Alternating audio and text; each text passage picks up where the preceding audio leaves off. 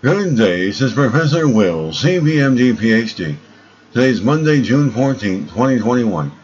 It is 4:26 and 47 seconds p.m. Eastern Standard Time.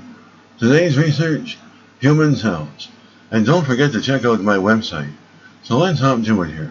New discovery shows human cells can write RNA sequences into DNA. Date June 11, 2021. Source, Thomas Jefferson University.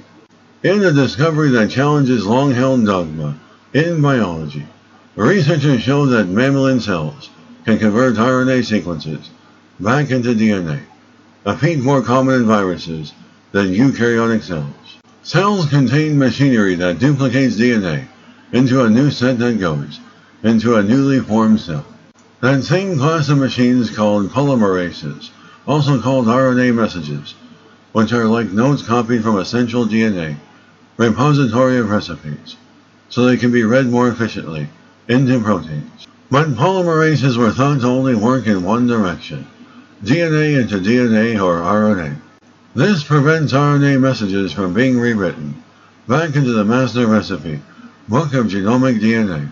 Researchers provide the first evidence that RNA segments can be written back into DNA, which potentially challenges essential dogma in biology and could have wide implications affecting many fields of biology. This work opens the door to many other studies that will help us understand the significance of having a mechanism for converting DNA messages into DNA in our own cells. The reality that a human polymerase can do this with high efficiency raises many questions. For example, this finding suggests that RNA messages can be used as templates for repairing or rewriting genomic DNA. Researchers started by investigating one very unusual polymerase, called polymerase theta.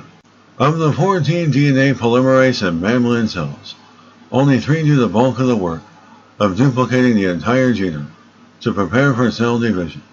The remaining 11 are mostly involved in detecting and making repairs when there's a break or error in the DNA strands.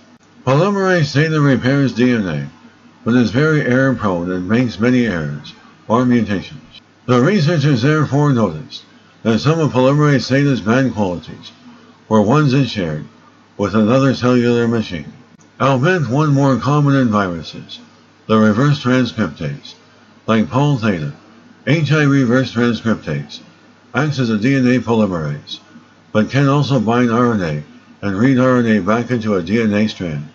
In a series of elegant experiments, the researchers tested polymerase theta against a reverse transcriptase from HIV, which is one of the best studied of its kind. They showed that polymerase theta was capable of converting RNA messages into DNA, which it did as well as HIV reverse transcriptase, and that it actually did a better job than when duplicating DNA to DNA.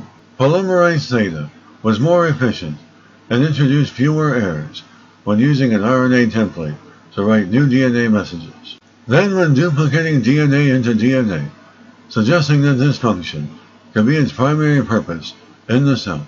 Researchers used X-ray crystallography to define the structure and found that this molecule was able to change shape in order to accommodate the more bulky RNA, molecule a feat unique among polymerases. Research suggests that polymerase theta's main function is to act as a reverse transcriptase. In healthy cells, the purpose of this molecule may be toward RNA-mediated DNA repair.